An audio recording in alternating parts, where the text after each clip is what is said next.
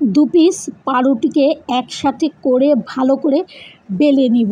বেলে সেইটাকে গোল একটা কাটার দিয়ে গোল আকৃতিতে কেটে নিব।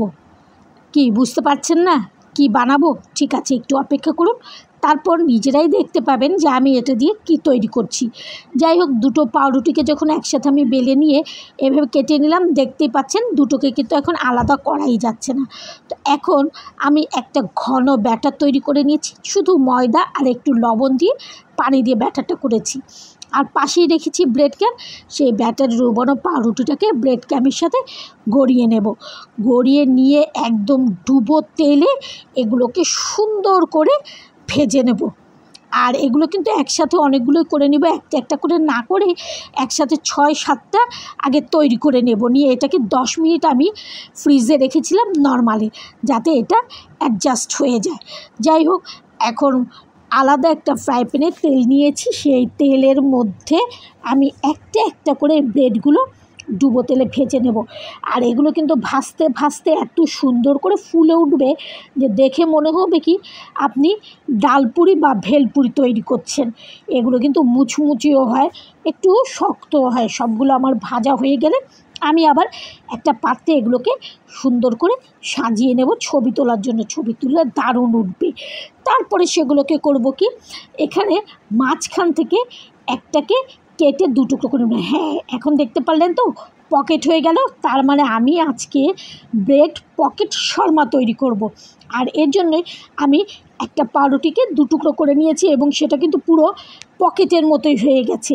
আর এটার ভেতরে পুর দেওয়ার জন্য আমি আলু আর গাজর ছোট ছোট করে কেটে নিয়েছিলাম, সেগুলোকে একটু ভালো করে হালকা লবণ দিয়ে ভেজে নিয়েছি।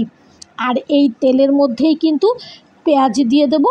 পেঁয়াজটা একটু ভাজা ভাজা হয়ে গেলে সেখানে কিন্তু আমি এই চিকেনটাকে কেটে কেটে ছোট পিস করে রেখেছিলাম, সেই চিকেনটাকে দিয়ে ভালো করে ভেজে রান্না করে নেব।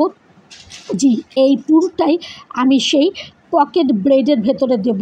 আর পুরটা যেহেতু আমি সব আগে মশলা টশলা মাখিয়ে রেখেছিলাম, এখন আলু আর গাজরটাও দিয়ে দিয়েছি, আর দিয়েছি কিছু মেয়োনিজ। এরপরে ভালো মতো নাড়াচাড়া করে নামিয়ে ফেললাম। এরপর আবার একটু টমেটো কেচাপ আর ঘরে তৈরি মেয়োনিজ দিয়ে ভালো করে নেড়ে চেড়ে টমেটো তো নেই আজকে বাসায়, তাই শুধু শসা ছিল, সেটা দিয়ে কাজ সেরে নিলাম। শসা কুচি, পেঁয়াজ কুচি আর ধনেপাতা কুচি সালাডটা করে এটার মধ্যে একবারে সব দিয়ে সেই যে পকেট করে রেখেছিলাম ব্রেডে, সেই পকেটের ভেতরে সুন্দর করে ভরে দেব। দেখতেই পাচ্ছেন, দেখতে যতটা সুন্দর হয়েছে খেতে কিন্তু ঠিক ততটাই লোভনীয় হয়েছে এই ব্রেড পকেট শর্মা। এটা আমাদের বাসায় আমরা মোটামুটি সবাই পছন্দ করি। কাজটা কিন্তু একটু ঝামেলার, প্রচুর ঝামেলার, কিন্তু জিনিসটা খেতে মজা। আর খাওয়ার সময় কিন্তু তখন আর এই কষ্টগুলো মনে থাকে না, যখন সবাই খুব ভালো করে মন ভরে তৃপ্তি নিয়ে এই ব্রেড শর্মাটা খায়, তখন এতগুলো কষ্ট কিন্তু চোখের নিমিষে মিলিয়ে যায়। আমারও একই অবস্থা। আমি কিন্তু সব কিছু তৈরি করে খেতে বসলাম, আর খেতে বসেই কিন্তু তখন মনেই হলো না যে এত কষ্ট করে এই ব্রেড শর্মাটা বানিয়েছি। চোখের নিমিষে আমার ক্লান্তিটা দূর হয়ে গেল। এত মজার একটা জিনিস, বিকেলের নাস্তার জন্য পারফেক্ট। এটা যে কোনো সময়ই খাওয়া যায়, বাচ্চাদের টিফিনেও দেওয়া যায়। কেমন লাগলো আজকের নাস্তাটা জানাবেন।